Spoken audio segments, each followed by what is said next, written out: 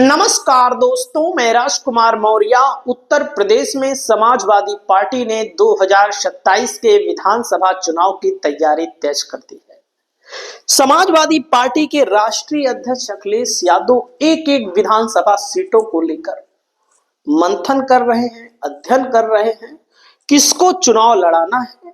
अधिकतर जगहों पर बता चुके हैं कि जाइए, मैदान में उतर जाइए, तैयारी करिए। अखिलेश यादव जी ने एक और ऐलान किया है, उसको मैं सुनाने जा रहा हूं आपको। अखिलेश यादव ने टिकट के दावेदारों को क्या कहा है, उसको बताने जा रहा हूं। मैं आपको बता दूं, 2024 का जो लोकसभा चुनाव समाजवादी पार्टी ने जीता है, समाजवादी पार्टी ने हर वर्ग के लोगों को टिकट दिया, जहां से जो जीत सकता था।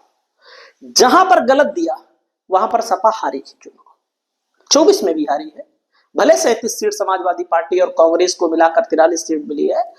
जहां जहां सपा वालों ने गलती की थी, सामाजिक समीकरण नहीं समझ पाए, वहां वहां पर अभी भी हारे।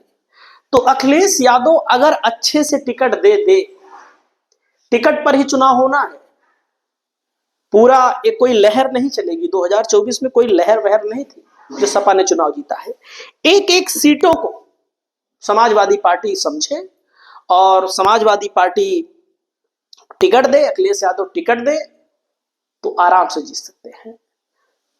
क्या कहा इन्होंने, सुनिएगा थोड़ा से टिकट को लेकर के, किनको मिलेगा टिकट, आप अपनी राय को बताइएगा।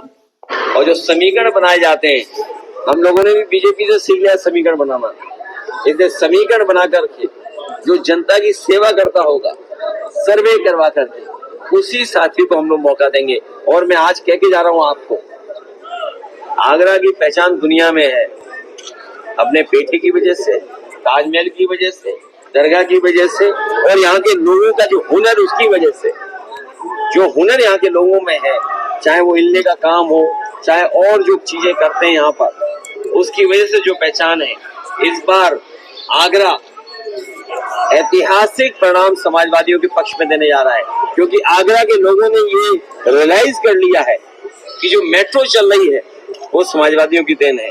वो आज भी दिल्ली लखनऊ वाले डबल इंजन वाले आगरा लखनऊ एक्सप्रेस वे से भी अच्छी सड़क नहीं बना पाए।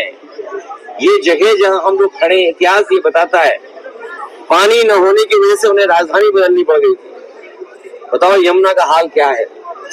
यही देश के बीजेपी के लोग क्या कहते थे, बिहार से गंगा बह करके जाएगी बंगाल।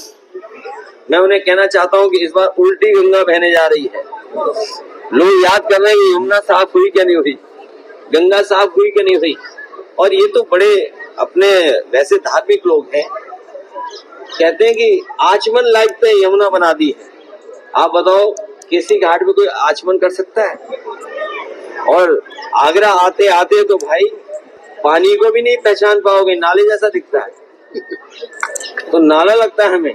हम आगरा के लोगों को भरोसा दिला के जा रहे हैं कि लखनऊ में जिस तरीके से रिवर फ्रंट बना था और गोमती नदी को साफ बहने का इंतजाम किया था, यमुना भी साफ बहेगी, न केवल आगरा में बल्कि मथुरा से जब आगरा में आएगी तो मथुरा में साफ करने का काम करेंगे। और अभी दिल्ली जाएंगे तो दिल्ली वालों से कहेंगे, ये बताओ इतनी यमुना गंदी क्यों किया। इसका मतलब ये हुआ कि दिल्ली वाले सबसे ज्यादा गंदी करते हैं यमुना। जो गंदगी आ रही है वो दिल्ली से आ रही है। दोस्तों, अखिलेश यादव ने कहा बीजेपी वाले समीकरण बनाते हैं, अब हम भी समीकरण बनाएंगे। क्योंकि सपा वाले 2022 का जो चुनाव लड़े थे, हवा में लड़े थे, समीकरण, जातिगत समीकरण बनाए नहीं थे लोग। वैसे ही टिकट दे दिया था इन्होंने, कहीं से भी किसी को भी टिकट दे दिया था और सब आंख मूंद कर टिकट दे दिया था। कोई भी आए टिकट ले जाए, बीजेपी से आए टिकट ले जाए। तो इसके लिए समाजवादी पार्टी सचेत हो चुकी है और आगरा में समाजवादी पार्टी ने बिगुल फूंक दिया है। अखिलेश यादव ने कहा, सरकार यह समझ ले, अगर उद्योगपति ताकतवर होंगे, हमको आपको फेस करना पड़ेगा। सरकार ताकतवर हो, उद्योगपति ताकतवर ना हो, सरकार को सोचना चाहिए। सुनिएगा अखिलेश ने क्या कहा। शायद किसी ने कल, अगर आप ताकतवर करोगे तो वो सरकार की भी नहीं सुनेंगे। इस तरह का अपहरण, इस तरह के जो एक तरीके से बंद कर देना लोगों को, शायद किसी ने कल्पना भी नहीं की होगी। कोई घटना हो जाए बात अलग है, लेकिन अगर कोई जानबूझ के कर रहा है तो अपनी ताकत का एहसास सरकार को दिला रहा है।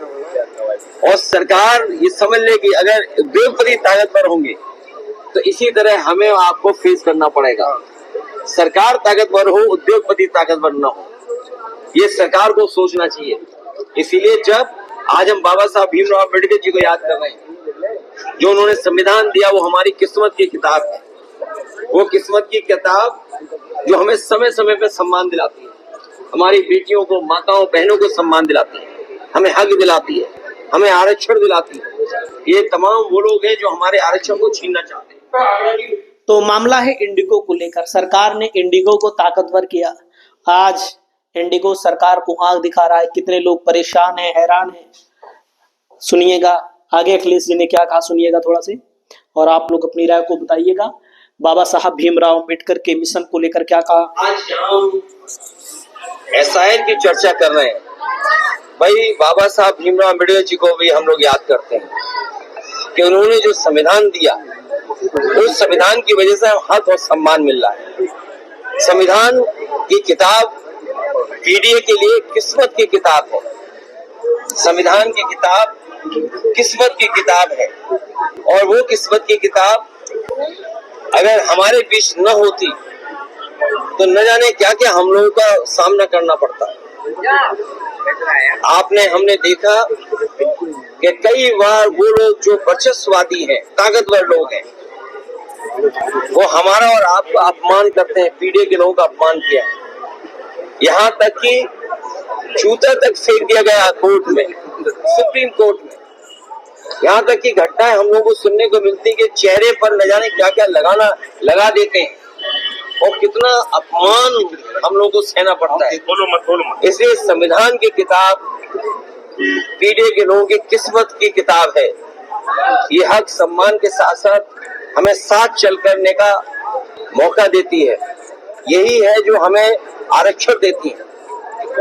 मान लीजिए अगर संविधान नहीं होगा तो आरक्षण नहीं होगा, संविधान कमजोर होगा तो हमारा लोकतंत्र कमजोर होगा, और तमाम वो लोग लोकतंत्र को कमजोर करने जाते हैं जो एक तंत्री लोग हैं,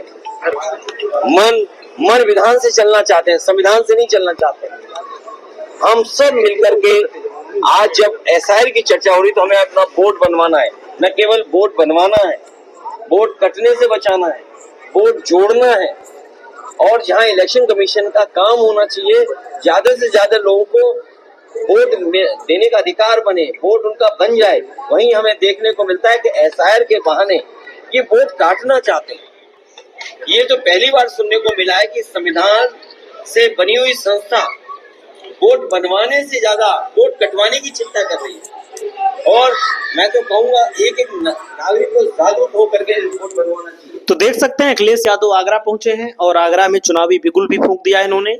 और अखिलेश यादव ने जाहिर सी बात है अपनी बात को लेकर मुखर हैं कि टिकट उन्हीं को मिलेगा जो लोग समीकरण में बैठेंगे, जो लोग पार्टी के कार्यकर्ता होंगे, जो जनता की सेवा कर रहे होंगे।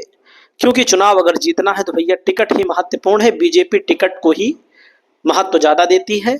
और अखिलेश ने कहा कि जो हमारी हिंदुस्तानियत है, मिलीजुली संस्कृति है, एक दूसरे के प्रति हम लोग लगाव इस देश में और बढ़े, ऐसी ही कामना है। यहां से सुनिएगा। और फतेह सीखी, और आज मुझे बहुत दिनों के बाद आने का मौका मिला। आप में से बहुत सारे साथी जानते होंगे कि हमारी पढ़ाई बगल में ही हुई है, धौलपुर में। और जब भी कभी इटावा से धौलपुर जाने का रास्ता आगरा होकर के ही था।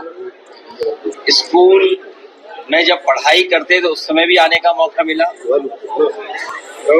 2012 से पहले भी आने का मौका मिला, और 2017 से पहले भी मैं यहाँ होकर के गया हूँ। इधर आज मुझे आने का मौका मिला है। न केवल कोई मांग की है, बल्कि जो हमारी हिंदुस्तानियत है, जो मिलीजुली संस्कृति है, हम एक दूसरे का सम्मान, एक दूसरे का भरोसा, एक दूसरे के प्रति हम लोगों का लगाव इस समाज में, देश में और बढ़े, ऐसी ही हमें कामनाएं, ऐसी उम्मीद है यहाँ से।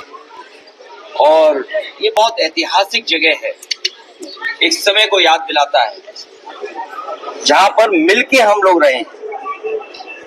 जहां हम साथ साथ रहे हैं। और यही सबसे बड़ी हमारे हिंदुस्तान की पहचान है कि हमारे अलग अलग जाति धर्म के लोग मिलकर के एक साथ रहते हैं। और जब मैं देख रहा हूँ कोई विदेश से आया हुआ है जो टूरिस्ट दिखाई दे रहा है, कोई भारत के दूसरे हिस्से से आया है, और यहाँ के अपने लोग भी हैं, न केवल एक स्थान है जो सम्मान की तरह देखा जाता है, बल्कि एक हमारे आपके जीवन में खुशहाली लाने का भी है। बहुत सारे लोगों का जीवन यापन यहाँ से चल रहा है। आज धार्मिक रूप से एक स्थान तो है ही है, सलीम चिश्ती साहब की जो दरगाह है वो तो एक है ही पहचान, और सदियों से पहचान। सुनिएगा अखिलेश यादव जी ने मिलीजुली संस्कृति को यहाँ पर बताया। और अखिलेश यादव जी ने कहा, जब आधार कार्ड में पूरा दस्तावेज है, इसमें सारा डेटा है, बैंक खाता, ड्राइविंग लाइसेंस, जमीन की रजिस्ट्री, मेडिकल सुविधाएं, पासपोर्ट, सब कुछ आधार कार्ड से जुड़ा है, तो आप मतदाता सूची को आधार कार्ड से क्यों नहीं जोड़ दे रहे हैं? वे जनता को परेशान करना चाहते हैं। तो दोस्तों, आपकी क्या राय है इस मुद्दे को लेकर? अपनी राय को बताइएगा। नमस्कार।